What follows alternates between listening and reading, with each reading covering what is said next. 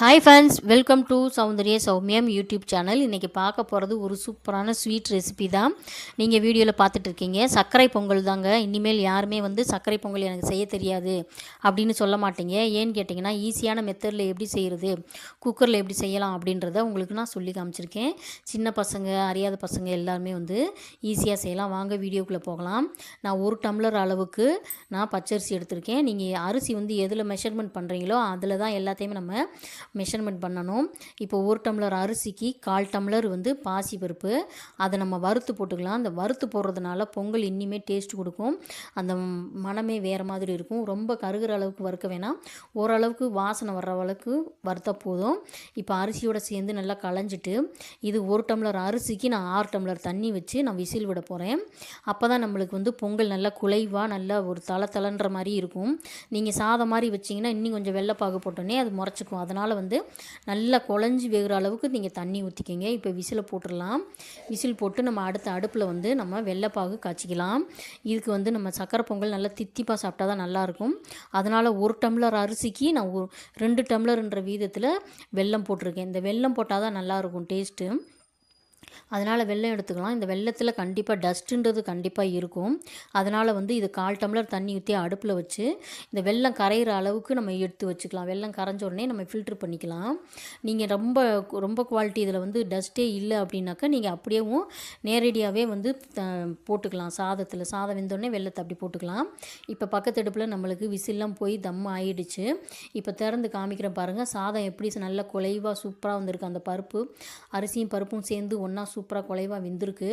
இருந்தாலும் குலைவாக வெந்திருந்தாலும் இந்த மாதிரி கரண்டியை வச்சு நம்ம மசிச்சு விடணும். இந்த மாதிரி மசிச்சு விடாமல் நம்ம நேரடியாக அப்படியே சக்கரை பாகை ஊற்றிட்டோன்னா அது சாதம் நல்லா முறைச்சிருக்கும். அதனால் இப்படி மசிச்சு விட்டுட்டு ஊற்றுங்க. இப்போ கரைச்சி வச்சுருக்க வெல்லத்தை நம்ம ஃபில்ட்ரு பண்ணி ஊற்றிக்கலாம். இது கரெக்டான பதமாக இருக்கும். நீங்கள் இன்னும் தித்திப்பு அதிகம் வேணும்னா இன்னும் கொஞ்சம் கூட போட்டுக்கலாம். ஒரு சிலர் தித்திப்பு அதிகமாக சாப்பிடுவாங்க சக்கரை பொங்கல். இப்போ இதை அடுப்பில் வச்சு சிம்மில் வச்சு நல்லா கிளறிக்கிட்டே இருங்க. ஏன்னா தண்ணியாக இருக்குதுன்னு பார்க்காதீங்க. இது இறக்கணுன்னே நம்மளுக்கு கரெக்டான பதமாக வந்துடும். அதனால் லேசாக சிம்மில் வச்சு நல்லா கிளறிக்கிட்டே இருந்திங்கன்னா ரெண்டுமே சாதமும் அந்த வெள்ளைப்பாகும் சேர்ந்து ஒன்றா நம்மளுக்கு ரொம்ப சூப்பரான ஒரு பொங்கலாக நம்மளுக்கு ரெடி ஆகிடும். இப்போ இதுக்கு நம்ம நெய் வறுத்துக்கலாம். நெய்யில் முந்திரி பருப்பு, திராட்சை, ஏலக்காயெல்லாம் போட்டு வறுத்து எடுத்து நம்ம ஊற்றலாம். இதுக்கு முன்னாடியே நெய் ஊற்றணுன்ற அவசியம் இல்லை. நம்ம இறக்க போகிற டைமில் நம்ம ஊற்றினா போதும். இது கரெக்டான பதம். இப்போ நெய் சூடு பண்ணிவிட்டு நீங்கள் எவ்வளோ வேணால் நெய் ஊற்றிக்கலாம். உங்கள் டேஸ்ட்டுக்கு தான் உங்களுக்கு ஏற்ற மாதிரி நீங்கள் ஊற்றிக்கிங்க. இப்போ 2 ஸ்பூன் அளவுக்கு நெய் ஊற்றிருக்கேன். நெய் எவ்வளோ ஊற்றுறோமோ அவ்வளோக்கு அவ்வளோ டேஸ்ட் அதிகரிக்கும் இந்த சக்கரை பொங்கல். இப்போ இந்த நெய் காஞ்ச உடனே நம்ம திராட்சையும் முந்திரி பருப்பையும் செவந்து வர்ற அளவுக்கு, இந்த திராட்சை பலூன் மாதிரி ஊதுற அளவுக்கு உங்களுக்கு தெரியும். வறுத்துருப்பீங்க. அதே மாதிரி நம்ம வறுத்து எடுத்துக்கிட்டு கருகிராமல் வறுத்து எடுத்து இப்போ இந்த சூப்பரான சக்கரை பொங்கலில் நம்ம போட்டோன்னா சூப்பராக தளன்ற சக்கரை பொங்கல் நல்லா சூப்பராக இருக்கும். இப்போ இதிலே நான் கொஞ்சம் பச்சை கற்பூரம் சேர்த்துருக்கேன். அந்த கிளிப்பிங் மிஸ் ஆகிடுச்சு. உங்கள் வீட்டில் பச்சை கற்பூரம் இல்லைன்னா நீங்கள் ஸ்கிப் பண்ணிக்கிங்க. ஏன்னு கேட்டிங்கன்னா நம்ம ஏலக்காய் போட்டிருக்கோம், அதே வாசனை போதும். இப்போ பாருங்கள், சூப்பரான ஒரு சக்கரை பொங்கல் ரெடி ஆகிடுச்சு. இனிமேல் நீங்கள் யாருமே எனக்கு சக்கரை பொங்கல் செய்ய தெரியாதுன்னு சொல்ல மாட்டீங்க.